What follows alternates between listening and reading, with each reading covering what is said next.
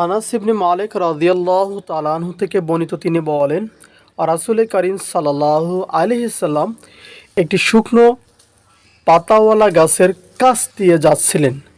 মুহাম্মদ সাল্লাল্লাহু আলাইহি সাল্লাম তিনি তার হাতের লাঠি দিয়ে সেই গাছের ডালে আঘাত করলেন।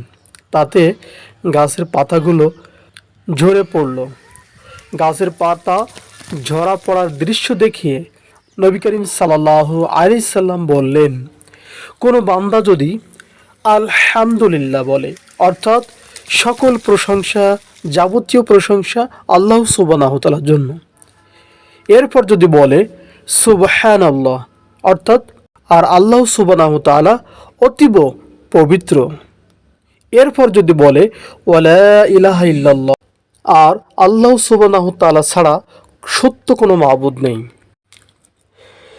সুবহানাল্লাহ, আর যদি বলে আল্লাহ সুবহানাহু ওয়া তাআলা অতীব পবিত্র, অতঃপর ওয়ালা ইলাহা ইল্লাল্লাহ, আর আল্লাহ সুবহানাহু ওয়া তাআলা ব্যতীত সত্য কোনো মাবুদ নেই, অতঃপর যদি বলে আল্লাহু আকবার, আর আল্লাহ সুবহানাহু ওয়া তাআলা হলেন সবচেয়ে বড়, মহান।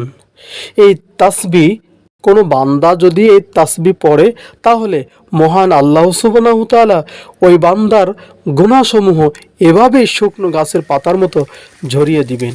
আসুন উক্ত আমল করার চেষ্টা করি। আল্লাহ সুবহানাহু ওয়া তাআলা আমাদের গুনাহ মুক্ত থাকার তৌফিক দান করুন। আল্লাহুম্মা আমিন।